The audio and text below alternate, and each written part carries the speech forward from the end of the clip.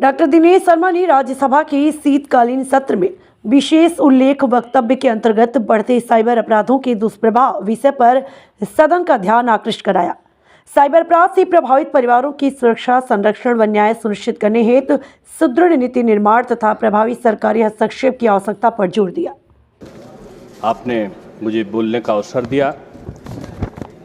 मणिपुर माल एवं सेवा कर नीति संशोधन विधेयक 2025 के संदर्भ में हम सब जानते हैं कि देश तेजी के साथ आर्थिक रूप में प्रगति कर रहा है और इसका सबसे बड़ा नमूना अभी कुछ दिन पहले ही 8.2% का जीडीपी की तिमाही, जो पिछली तिमाही थी, उसमें उसकी दर आई है।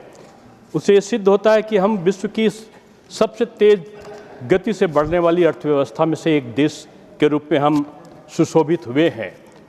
वर्तमान में भारत ने अपने सभी राज्यों को बराबर से उनकी प्रगति के लिए काम किया है।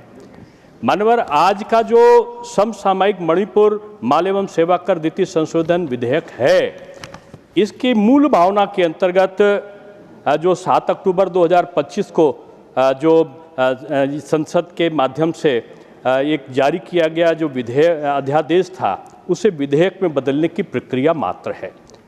हम सब जानते हैं कि यह राज्य के कानूनों को केंद्रीय जीएसटी अधिनियम के अनुरूप बनाता है, दोनों में समसमानता का भाव पैदा करता है और ये विधेयक में नई धारा 148(1) के अंतर्गत जो जोखिम वाले सामान हैं उनको अनिवार्य ट्रैक एंड ट्रेस प्रणाली लागू की गई है। ये एक डिजिटल निगरानी प्रणाली है।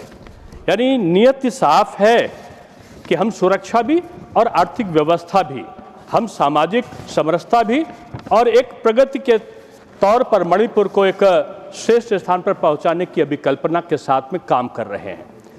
भारत आज आर्थिक, सामाजिक, शैक्षिक और रक्षा के क्षेत्र में जो प्रगति कर रहा है, मैं समझता हूं कांग्रेस के मित्र यहाँ पर उपस्थित नहीं हैं। उनके एक रक्षा मंत्री का जो मणिपुर का आज हम विधेयक प्रस्तुत कर रहे हैं, उनके पूर्व जो रक्षा मंत्री रहे ए.के. एंटोनी जी, उन्होंने खुलेआम स्वीकार किया कि जो उनकी सरकार थी, कांग्रेस की सरकार के समय सीमा सुरक्षा की उपेक्षा की गई थी और जिससे दशकों तक कमजोरी बनी रही। Member, please conclude.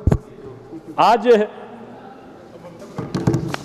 मैं इस विधेयक का न केवल समर्थन करता हूं, बल्कि मैं समझता हूं कि आर्थिक उन्नति के तौर पर और जो सीमांत प्रदेश के तौर पर ये मणिपुर निश्चित रूप में प्रगति की तरफ जाएगा और आर्थिक उन्नति से वहां के व्यापारियों को कर का सरलीकरण की जो लाभ है वो आसानी के साथ प्राप्त हो सकता है।